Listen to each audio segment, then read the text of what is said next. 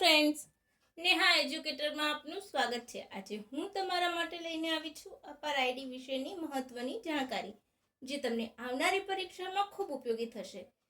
તો ચાલો શરૂ કરીશું। અને હા, તમને મારો લેક્ચર પસંદ આવતો હોય તો લાઈક, શેર, સબસ્ક્રાઈબ જરૂરથી કરજો, રાઈટ ને ફ્રેન્ડ્સ? તમે આવી રીતના મને લાઈક ને શેર કરતા રહેશો ને તો મને પણ ઇન્સ્પિરેશન મળશે, અને કમેન્ટ પણ જરૂર કરજો કે તમને કેવું લાગે છે।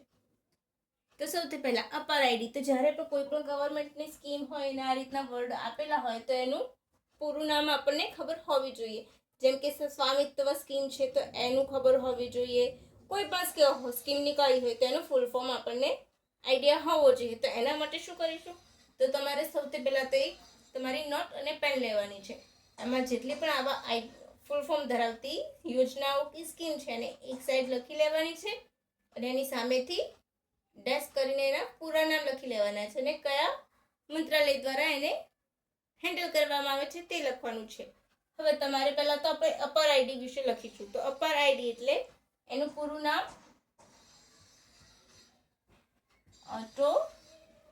Automated permanent academic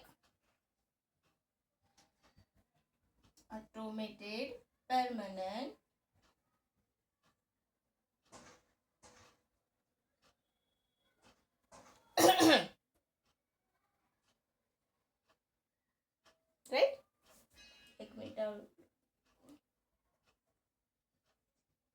permanent academic, કેવો number? Academic account registry, right? અહીંયા આવશે નહીં, એકેડેમિક એકાઉન્ટ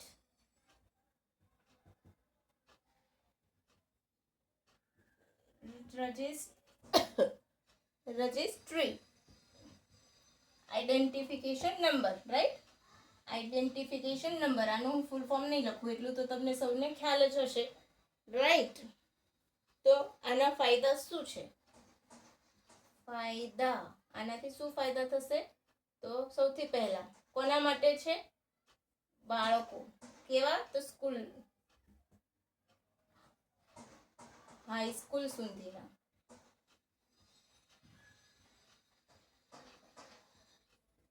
રાઈટ? કેવા બાળકોનો સમાવેશ કરવામાં આવે છે? તો હાઈસ્કૂલ સુધીના બાળકોનો સમાવેશ કરવામાં આવશે। 12 આંકડાનો નંબર, 12 આંકડાનો નંબર આવશે, રાઈટ? સૌથી પહેલું શું છે? 12 આંકડાનો નંબર આવશે। કોના માટે છે? તો હાઈસ્કૂલ સુધીના બાળકો માટે છે। તો આનો ઉપયોગ શેના માટે થશે એ લખી લઈશું આપણે। તો સમગ્ર દેશના વિદ્યાર્થીઓને આવરી લેવાય છે, સમગ્ર દેશના વિદ્યાર્થી,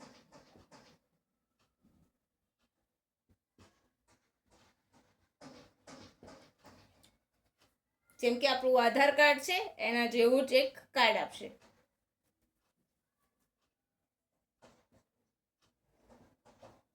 આધાર જેવું કાર્ડ। તો એમાં શું હશે? જેમાં તેમની શૈક્ષણિક કારકિર્દી,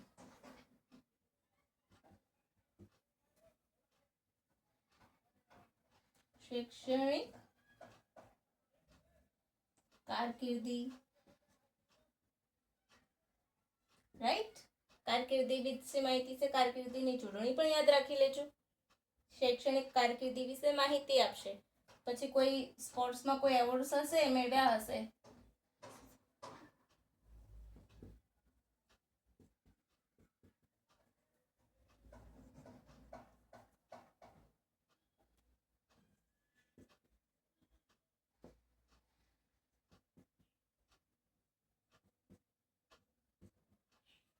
તો તેની પણ માહિતી, રાઈટ?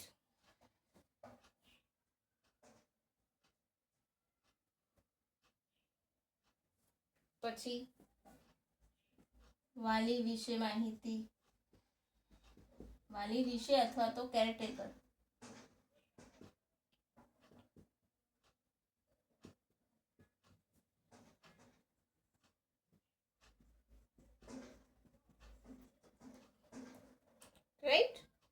પછી તમારું માર્કશીટ હશે,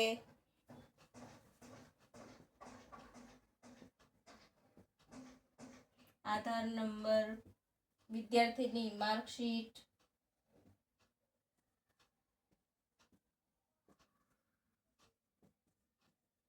પછી બીજું શું આવશે?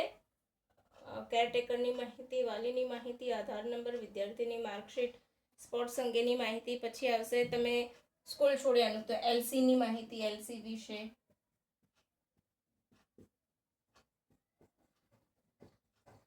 બધી શેમાં? ડિજિટલ સ્વરૂપે. ડિજિટલ સ્વરૂપે સ્ટોર, રાઈટ? તો બધી માહિતી કેવી રીતના સ્ટોર થશે? તો ડિજિટલ સ્વરૂપે, ડીજી એકાઉન્ટ એક પ્રકારનું, રાઈટ? જેનાથી શું ફાયદો થશે? એનાથી ફાયદો એટલો થશે કે આપણે હાર્ડ કોપી લઈ જવાની થશે નહીં.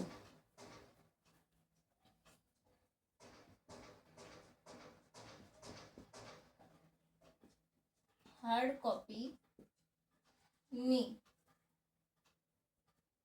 અનિવાર્યતા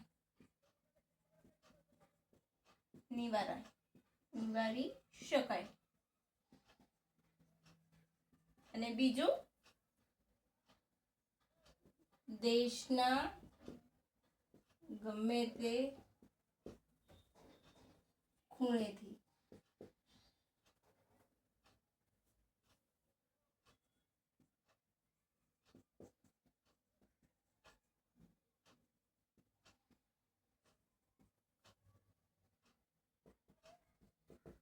રાઈટ? તો આટલા આના મહત્વના અને ઇમ્પોર્ટન્ટ ફાયદા છે. તો તમે એક વખત લાઈક, શેર, સબસ્ક્રાઈબ જરૂર કરજો. અને હા ફ્રેન્ડ્સ, આ ખૂબ શોર્ટ એન્ડ સ્વીટ ટોપિક છે એટલે મેં એની પીડીએફ નથી બનાવી. તમે બની શકે તો તમારી નોટબુકમાં ડાઉનલોડ લખી લેજો. ડાઉનલોડ નહીં પણ લખી લેજો, રાઈટ? અને હા, આવનારી પરીક્ષામાં આ પૂછાશે જ. કાં તો તમને એનું ફૂલ ફોર્મ પૂછશે, અથવા તો એના ફાયદા વિશે પૂછશે, એના હેતુઓ શું છે એ પૂછી શકે છે, અથવા તો આખું વિધાન વાક્ય બનાવીને પૂછી લેશે, રાઈટ? તો પ્લીઝ ફ્રેન્ડ્સ, એક વખત તમે આ લખી લેજો અને લખીને એક વખત વાંચી લેજો, જેથી તમારા મગજમાં ડેટા ફિટ થઈ જશે અને આવનારી પરીક્ષામાં આવશે તો તમારો 1 માર્ક તમને અપાવી દેશે. કેવું લાગ્યું ફ્રેન્ડ્સ? સારું લાગ્યું ને? સારું લાગ્યું હોય તો શેર જરૂરથી કરજો બીજા ફ્રેન્ડ્સને. અને હા, મેં હમણાં જ 21 ડિસેમ્બરથી લઈને 29 ડિસેમ્બરના કરંટ અફેર વિશેનું એક મસ્ત મજાનું માહિતી શેર કરી છે. તો તમે ત્યાં પણ જઈને એક વખત જોઈ લેજો કે એમાં પણ તમને બહુ જ ઇમ્પોર્ટન્ટ ડેટા છે.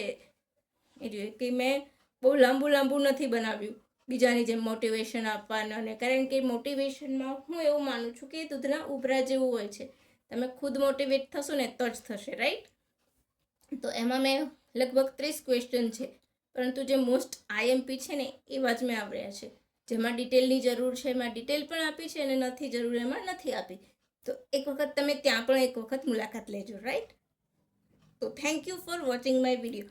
અને હા ફ્રેન્ડ્સ, મને ટ્વિટર ઉપર ફોલો કરવાનું ભૂલતા નહીં. મેં નીચે ડિસ્ક્રિપ્શન બોક્સમાં મારી લિંક શેર કરી છે, તો ત્યાં જઈને મને ફોલો કરજો, રાઈટ?